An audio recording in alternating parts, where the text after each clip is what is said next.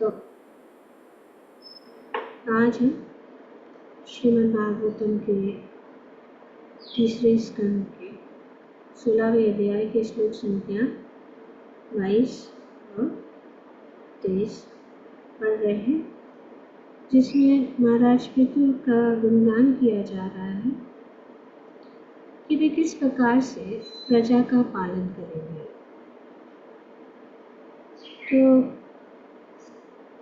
उनकी तुलना पृथु महाराज की तुलना प्रजापति देवों के साथ किया।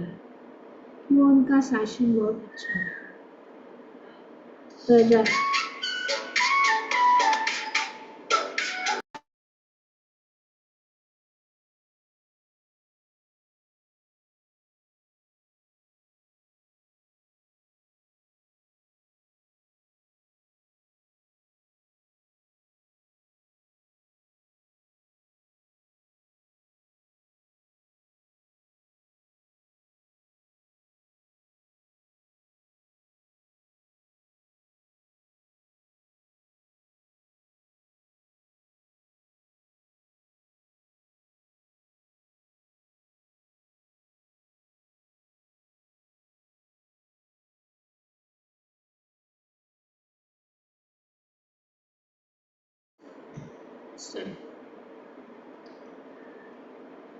तो प्रजा का पालक यह राजा अद्वितीय है और प्रजापति देवों के तुल्य है। अभी इनका गुणगान हो रहा है। तो अभी एक पूरा जो अध्याय है जिसमें पूरा पृथु महाराज का पूरा जो गुणगान किया जाए, अभी ये 22वां श्लोक और आगे भी चलता जाएगा। तो 22वां श्लोक यहाँ पे गुणगान किया जा रहा है प्रजा के जीवन निर्वाह के लिए। यह गौ रूपी पृथ्वी को का दोहन करेगा। यही नहीं, ये अपने बाण के नोक से समस्त पर्वतों को विदीर्ण करके धरती को वैसे ही समतल करेगा जिस प्रकार कैसे स्वर्ग के राजा इंद्र अपना वज्र से करता है। अब आगे यहाँ पे बताया जा रहा है कि उनका तुलना एक सिंह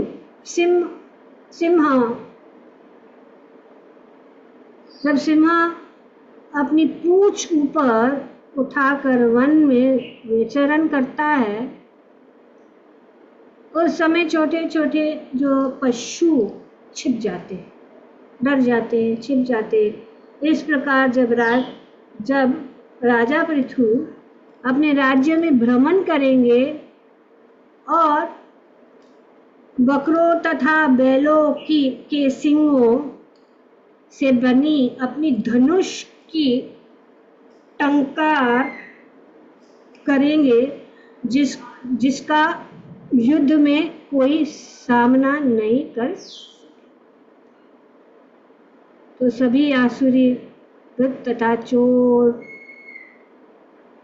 चारों दिशाओं में छिप जाते। तो यहाँ पे बताया गया है और श्रील प्रभुपाद जी बताते हैं, पितु जैसा राजा की तुलना सिंह लायन से करना अत्यंत उपयुक्त। भारत में क्षत्रिय राजा सिंह कहलाता है। जब तक राज्य में धूर्त, चोर तथा अन्य असुरी लोग राज करने वाले बलवान शक्तिशाली प्रशासक अध्यक्ष से डरते नहीं, तब तक राज्य में शांति या संपन्नता नहीं हो सकती है। तो इसीलिए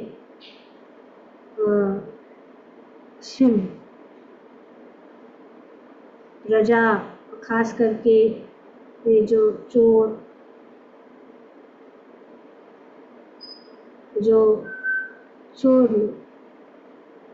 होते हैं, वे जो है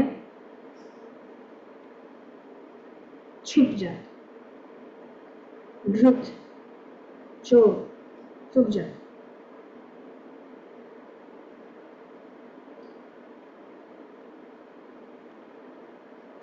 तो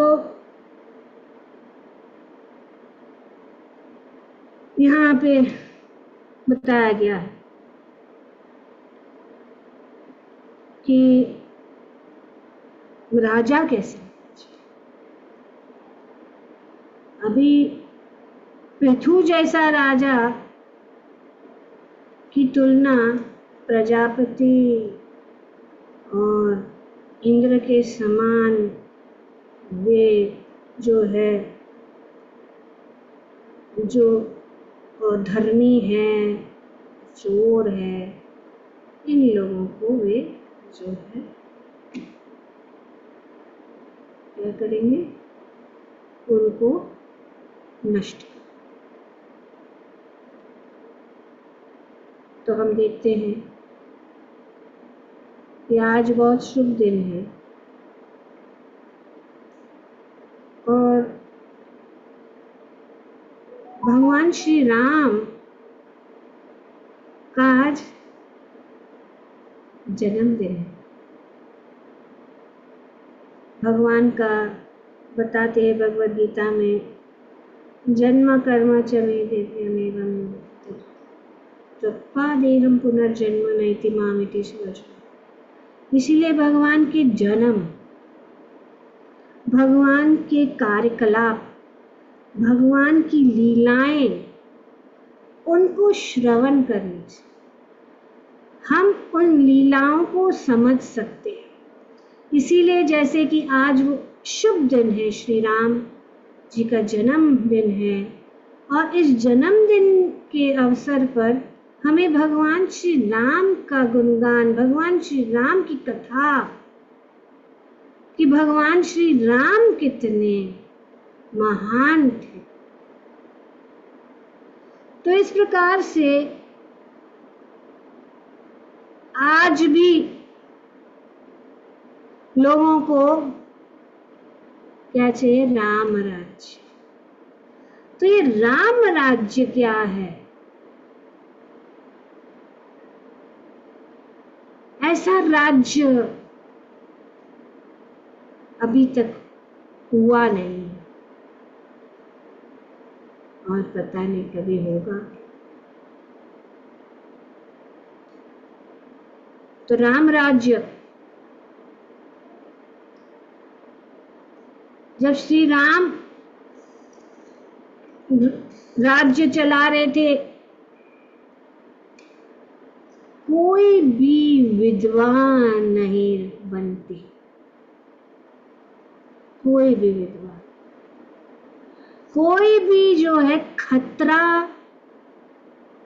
नागरिकों के ऊपर नहीं आता। पशुओं के द्वारा या अन्य द्वारा उनको कोई जो है खतरा नहीं होता। कोई भी बीमारी नहीं है, कोई भय नहीं है कि किसी को कोई बीमारी होगा, कोई बीमार नहीं होता, कोई भी चोर या अधर्मी व्यक्ति नहीं होता उनके राज्य में।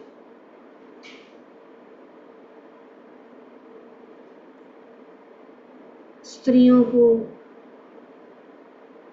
और जो वरिष्ठ लोग हैं, जो सीनियर सिटीजन है, बूढ़े हैं, उनको जो है रक्षा दी जाए, उनका ख्याल रखा जाए। सब कोई प्रसन्न थे, ऐसा कोई भी नहीं था जो अप्रसन्न।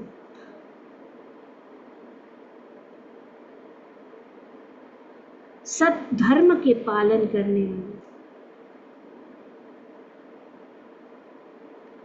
भगवान को देखकर पशु भी, जो हिंसक पशु है, शेर वगैरह, वे किसी को मारते नहीं थे बिना कारण।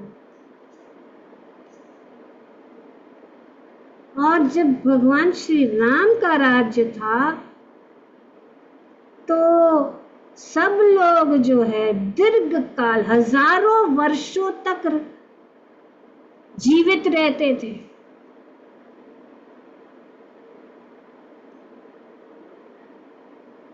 और हजारों उनके पूर्वज के साथ रहते थे, हजारों वर्ष तक सब उनके पूर्वज भी रहते थे। किसी को कोई बीमारी नहीं, किसी को कोई दुख नहीं है। सब जो है जितनी भी प्रजा थी, जितने भी लोग थे, उनका जीवन में सिर्फ श्री राम ही केंद्र, भगवान श्री राम ही केंद्र बिंदु थे। इसके लिए राम राज्य, पूरा विश्व जो है राम राज्य, राम का वर्ल्ड ऑफ राम। अभी हम कहते हैं वर्ल्ड ऑफ हरे कृष्णा होगी, तो वर्ल्ड ऑफ राम, पूरा विश्व राम।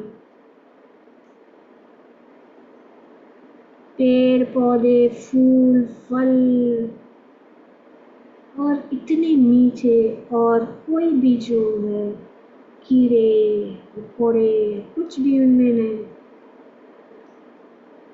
बादल जो है बहुत ही शीतल और समय पे वर्षा देते थे। वायु जो है वो इतनी शीतल थी कि शरीर को छूने से शरीर शीतल हो जाता था।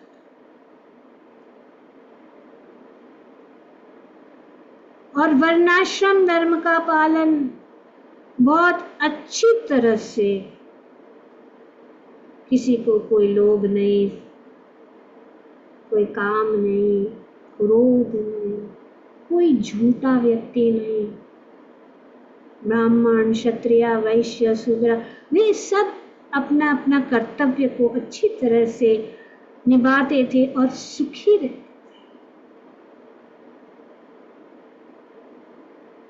सब जो आदर्श नागरिक थे,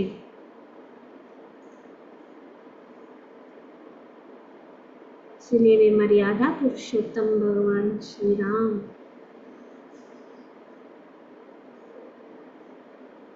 उनके राज्य में सुख, समृद्धि, शांति और आनंद ही रहता था।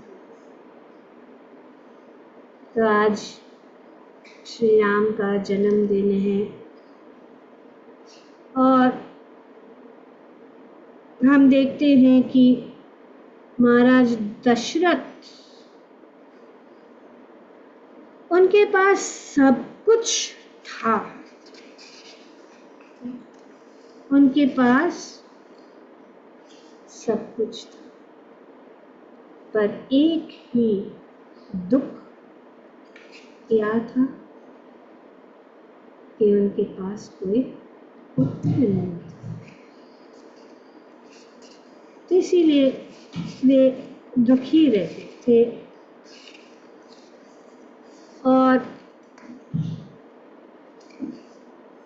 उन्होंने अपने मंत्रियों से पूछा कि कोई उपाय है। तो उपाय निकाला। ये लंबी कथा है कि उन्होंने एक यज्ञ किया पुत्र उत्पन्न करने के लिए, और पुत्र उत्पन्न करने के लिए उन्होंने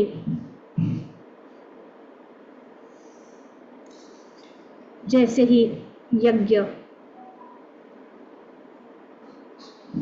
पुत्र कामेष्टि यज्ञ, पुत्र की कामना से उन्होंने ये यज्ञ किया और भगवान का अवतार का भी समय हो गया था। सब देवता जो है, रावण के अत्याचार से बहुत दुखी थे और वे भगवान श्री ब्रह्मा जी के पास गए। उन्होंने ब्रह्मा जी से कहा कि अब कैसे इस दुष्ट से हमारा छुटकारा मिलेगा। तो जैसे ही ब्रह्मा जी से सब देवता निवेदन कर रहे थे कि कुछ हल निकाले, कुछ उपाय बताए, तब भगवान श्री विष्णु प्रकट हो गए और उन्होंने कहा कि मैं जो हूँ बहुत जल्दी मैं प्रकट। श्रीमद् भगवद गीता में भगवान बताते यदा यदा हि धर्मस्य ग्लानिर्भवति भारत अभ्युत्थानं धर्मस्य तदात्मानं सृजामि परित्राणाय साधूनां विनाशाय च दुष्कृता धर्म संस्थापनार्थाय संभवामि युगे। भगवान कहते हैं हे भरतवंशी, जब भी और जहाँ भी धर्म का पतन होता है और अधर्म की प्रधानता होने लगती है, तब तब मैं अवतार लेता हूँ भक्तों का उद्धार करने, दुष्टों का विनाश करने तथा धर्म की फिर से स्थापना करने के लिए मैं हर युग में प्रकट होता हूँ। तो भगवान इस प्रकार से देवताओं को कहा कि आप जो सब जो है पृथ्वी पर जाकर बंदर बन जाओ, बंदर बन जाओ। तो ब्रह्मा जी ने सबको कहा कि जाओ, और इस प्रकार से सब जो है देवता बन, सूर्य बन गए सुग्रीव, इंद्र बन गए वाली, कुबेर, नील, बृहस्पति, तरु, वरुण, सुसेन, वायु, हनुमान। तो इस प्रकार से सब जो है, तो यहाँ पे हम देखते हैं कि भगवान निर्णय करते हैं, भगवान निर्णय करते हैं कि अगर हम कोई भी रूप है, हम बहुत बड़े देवता हैं, पर अगर भगवान जो है उनको बंदर बनने के, बंदर का रूप धारण करने के लिए कहा, तो वे जो है पालन करते हैं। इसके लिए देवता कौन है? जो भगवान के आदेशों का पालन करता है। तो इस प्रकार से ये पुत्रकामेष्टि यज्ञ दशरथ ने किया, और उसमें से एक जो है बड़ा, जो यज्ञ कुंड से एक बड़ा व्यक्ति निकला जिसके हाथ में कलश था, सोने का कलश, और उसके ऊपर जो है चांदी का ढक।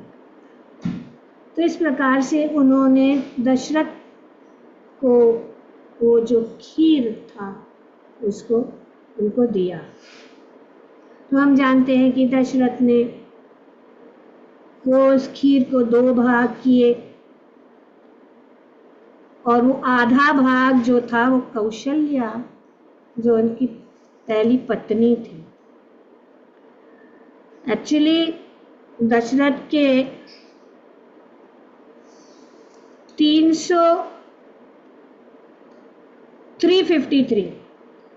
93 रानियां थी, पत्नियां थी, 300। उसका कारण तो दूसरा है, तो कथा तो चलती जाएगी। तो शॉर्ट में बताते हैं कि परशुराम जब सभी राजाओं को नष्ट करने जा रहे थे, पृथ्वी को पूरे जो क्षत्रियों को नष्ट करने के लिए निकले थे, तब वे जगह जगह जाके सभी राजाओं को उन्होंने खत्म किया। पर अब वो राजा जो शादी के यज्ञ में बैठा है उसको छोड़ देते थे। तो हर बार परशुराम आते थे तो दशरथ जो है शादी कर, पता लगता था वो शादी करने के लिए बैठे। तो इस प्रकार से उनके पास इतनी सारी रानियां थी, लेकिन 3 जो थी तो इस प्रकार से उन्होंने कौशल्या को एक आधा भाग दिया। तो जब कौशल्या ने उसका जो उस अमृत का पान करने लगी तो उन्होंने प्रार्थना किया कि मुझे ऐसा पुत्र हो जो पूरे पृथ्वी का राजा बने। और उन्होंने उसको तो उस अभी आधा रह गया था दशरथ के पास, तो उन्होंने उसका जो आधा है सुमित्रा को दे दिया, और दूसरा जो आधा था उन्होंने जो है कैकेयी को दे दिया। पर सुमित्रा जो है उसने उस आधे का पान नहीं किया, जो उसको भाग मिला था। उन्होंने उसको हाथ में रखकर प्रार्थना ही कर रही थी कि मुझे ऐसा पुत्र मिले जो सेवा का भाव।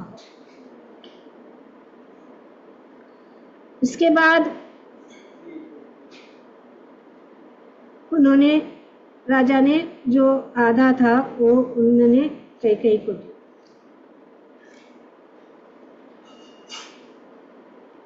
तो जब उन्होंने कैकेयी को दिया तो उन्होंने उसको तुरंत पान कर लिया, और जब उसने तुरंत पान कर लिया तो उन्होंने कहा, प्रार्थना किया कि वो जो है बहुत यशस्वी बन जाए मेरा पुत्र। अभी जो थोड़ा सा बाकी था और सुमित्रा ने अभी तक उसका पान नहीं किया था,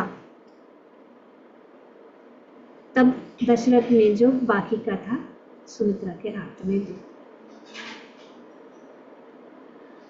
क्योंकि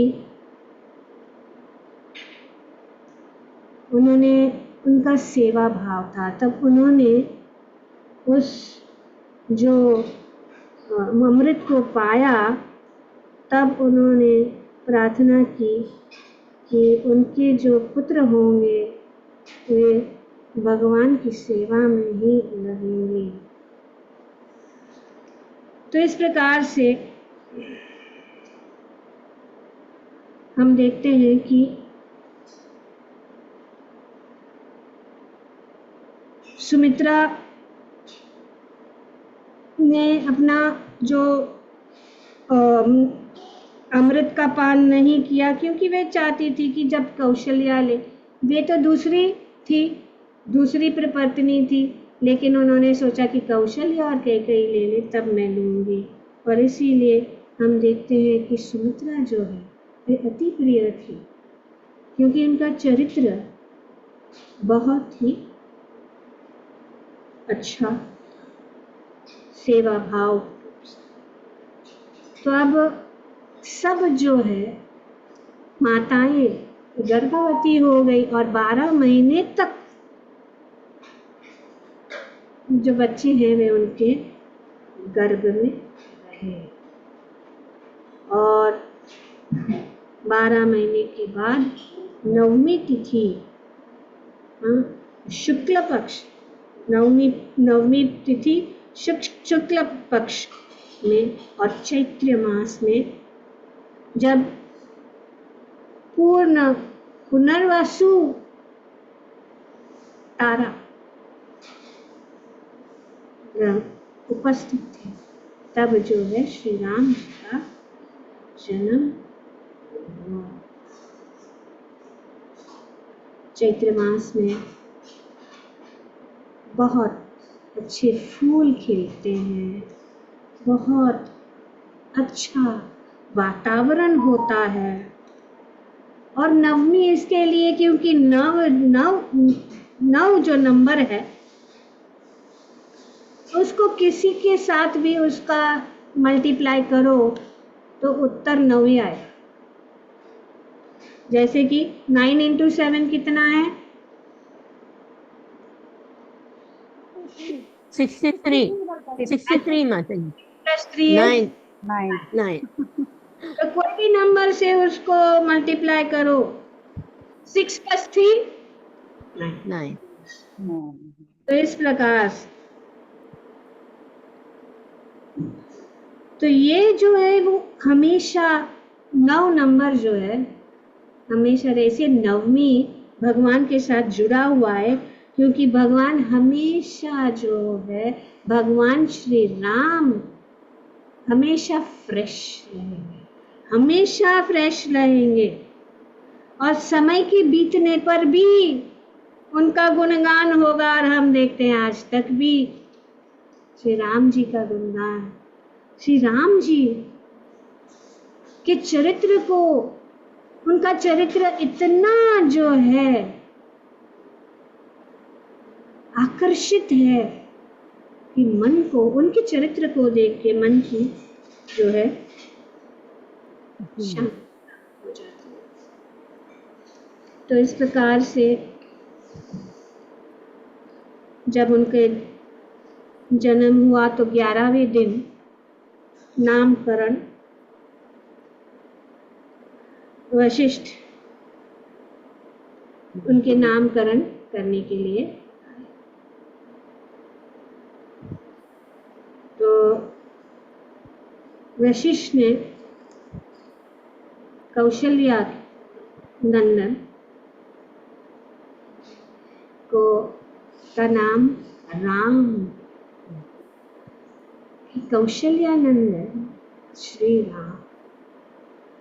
राम का अर्थ है जो आनंद देने वाला, रमन, राम आनंद देने वाला, और यही सत्य है।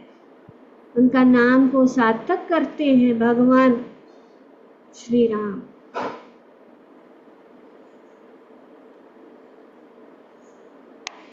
तो कैकेयी के पुत्र का नाम भरत रखा।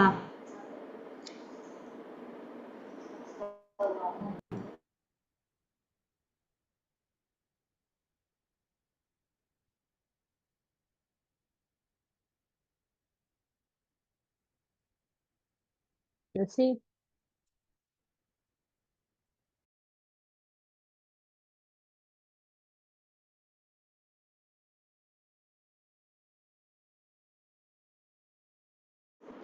Sorry, today is really disturbing. So many things happening. Okay, so Kaikeyi का पुत्र का नाम भरत। भरत का अर्थ ये है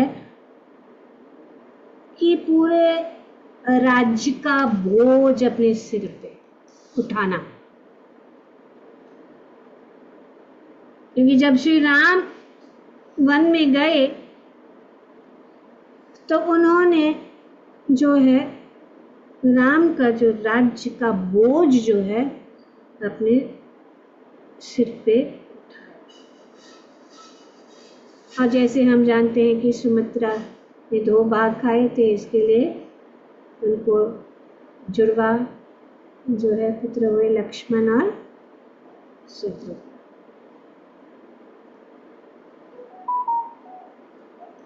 लक्ष्मण जो है ये शब्द आता है लक्ष्मी से, मतलब धन। लक्ष्मण ने कभी जो है धन के लिए, शक्ति के लिए उन्होंने कभी प्रयास नहीं किया। और शत्रुघ्न का अर्थ है जो अपने शत्रुओं को वश में कर देने वाला शत्रुघ्न, शत्रुओं को वश कर। तो इस प्रकार से राम, लक्ष्मण, भरत और शत्रुघ्न जो है का, तो काफी लंबा कथा है, लेकिन 4 मुख्य कारण हैं भगवान श्री राम के प्राकट्य का। तो जैसे हमने पहले बताया, पहला कारण है कि परित्राय जो यदा यदा हि धर्मस्य ग्लानिर्भवति परित्राणाय साधूनां विनाशाय च दुष्टों को विनाश करने के लिए भगवान। तो इसीलिए यहाँ पे ये कारण बताए गए हैं।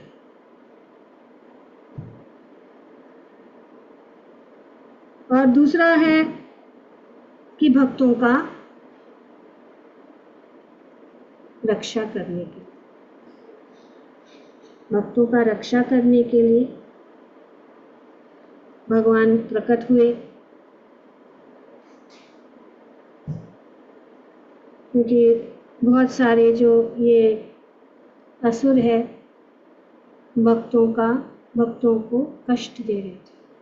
इसलिए हम देखते हैं विश्वामित्र आते हैं और श्री राम को ले जाते हैं असुरों का वध करने के लिए।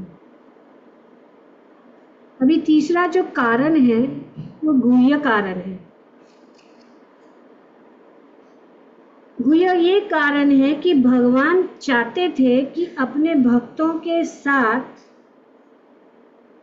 अनेक अनेक रसों का अनुभव करें।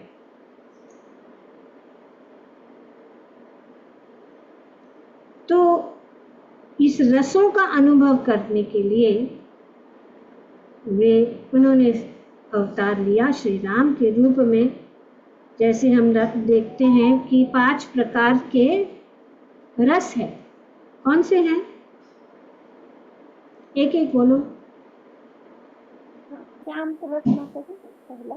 शांत रस, वात्सल्य, वात्सल्य, माधुर्य, माधुर्य, सख्य, सख्य, यस, और दास्य, दास्य, दास्य, तो शांत रस, दास्य रस, सख्य रस, वात्सल्य रस और माधुर्य रस। शांत रस मतलब जितने भी पेड़ पौधे हैं वे जो है भगवान, तो हम देखते हैं कि भगवान के साथ सब जो है कुछ न कुछ जो है संबंध जोड़ते हैं। वे कुछ करते नहीं, लेकिन उनको भगवान को सहायता करते, भगवान के को देखकर वे आनंद अनुभव करते। दास्य रास की को हम देखते हैं, जैसे कि हनुमान जी के साथ उन्होंने बहुत सुंदर जो है आदान प्रदान किया इस दास्य रास में। इसीलिए हनुमान जी सबसे बड़े दास है भगवान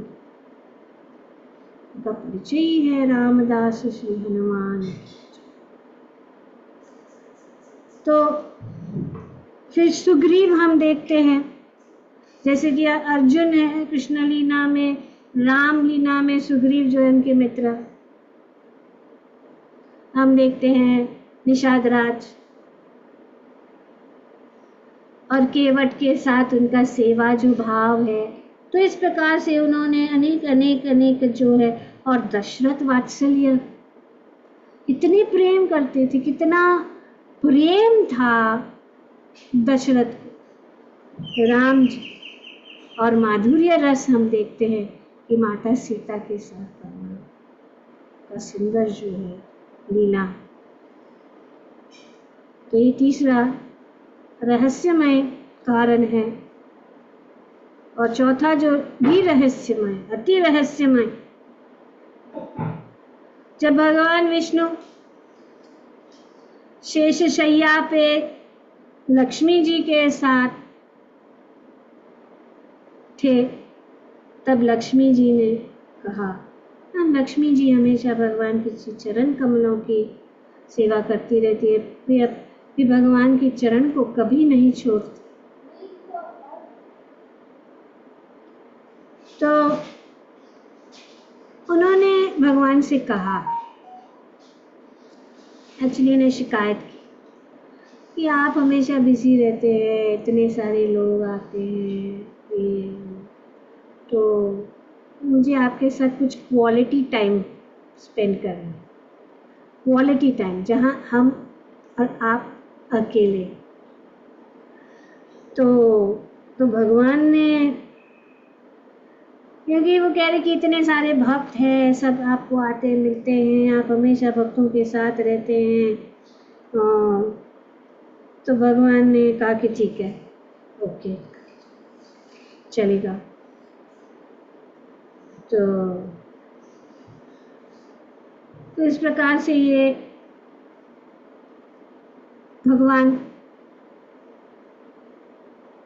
रघुनाथ,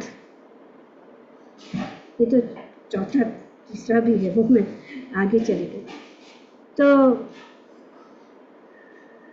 इस प्रकार से भगवान ने लक्ष्मी जी और भगवान श्री सीताराम के रूप में वहाँ पे रखा। तो पांचवा कारण ये है कि भगवान अयोध्या में प्रकट हुए और इक्ष्वाकु जो डायनेस्टी है, उनमें उनका जन्म है।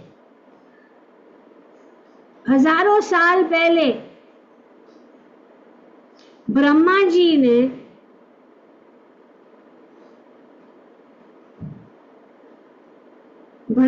जो है रंगनाथ की जो रंगनाथ की अर्च विग्रह की वे सेवा कर,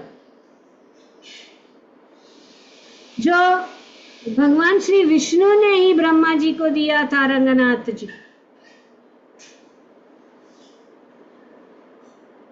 ब्रह्मा जी ने इस अर्च विग्रह को बहुत समय तक उन्होंने उनकी पूजा की, और फिर उन्होंने रंगनाथ जी का विग्रह है, उन्होंने इक्ष्वाकु को दिए।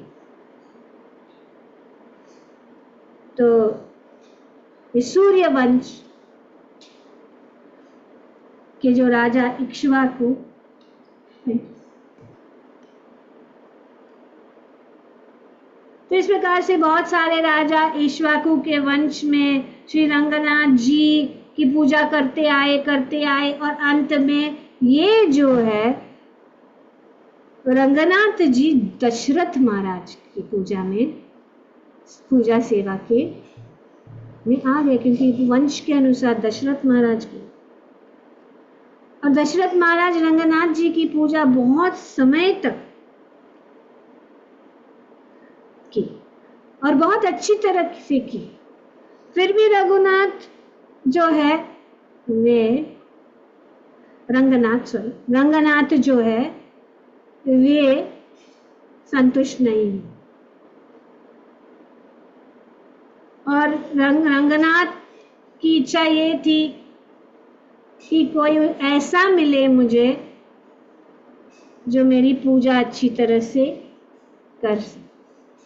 तो इसीलिए भगवान ने सोचा कि मैं स्वयं अवतारित होकर रंगनाथ जी की मैं पूजा करूंगा अपने हाथ से। तो ये चौथा कारण है। तो जब भगवान अवतारित हुए, पांचवा कारण माता जी। पांचवा, तो रंगनाथ ही जो है श्री राम के रूप में जो है प्रकट हुए। इसी कारण से कि पूरे विश्व को भगवान की पूजा या रंगनाथ की पूजा कैसे करनी चाहिए, इसको शिक्षण देने के लिए भगवान श्री राम जो है प्रकट हुए रंगनाथ जी की सेवा करने के लिए। और आज भी रंगनाथ जी जो है उनकी भी कथा है कि कैसे वे जो है श्रीरंगम पहुंच गए। और ये रंगनाथ जी ये वही रंगनाथ जी यही है। दर्शन नहीं मिल रहा। ध्रुव यू ओनली शो कमेंटेट। तो रंगनाथ जी बहुत ही शक्तिशाली रूप में यति देखा तू तारा यति। तो बहुत सारी जो कथाएं हैं, बहुत सारी जो लीलाएं हैं, बहुत सारी चीजें हैं। हरि अनंता, हरि कथा अनंता।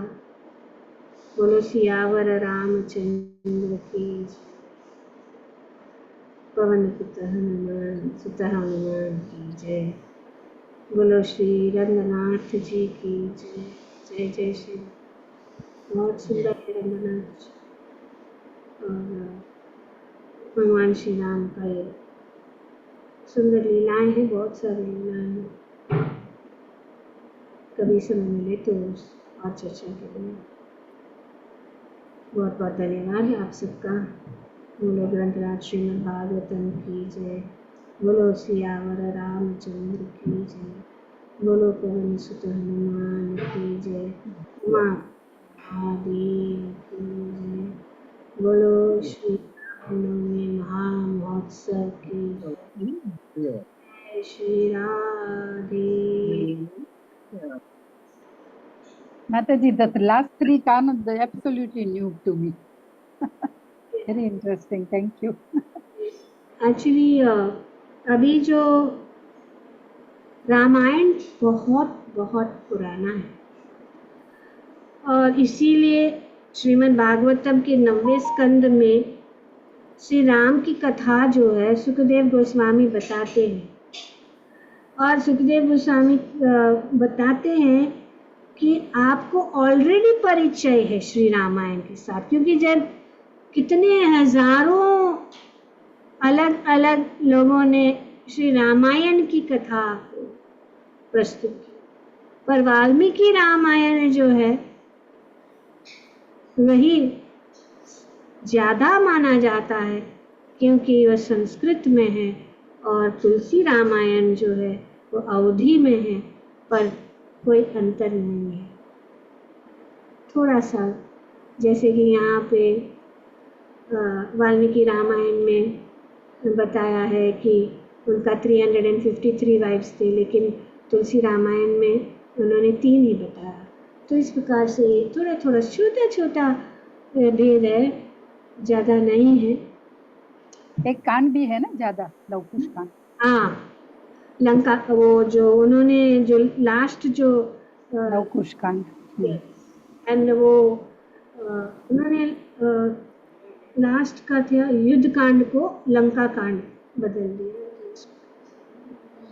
ठीक है, तो श्री राम जी के चरण कमलों में श्री राम जो है हमें प्रार्थना करनी चाहिए श्री राम को कि हमें शक्ति दे, भक्ति की शक्ति प्रदान करते हैं श्री राम।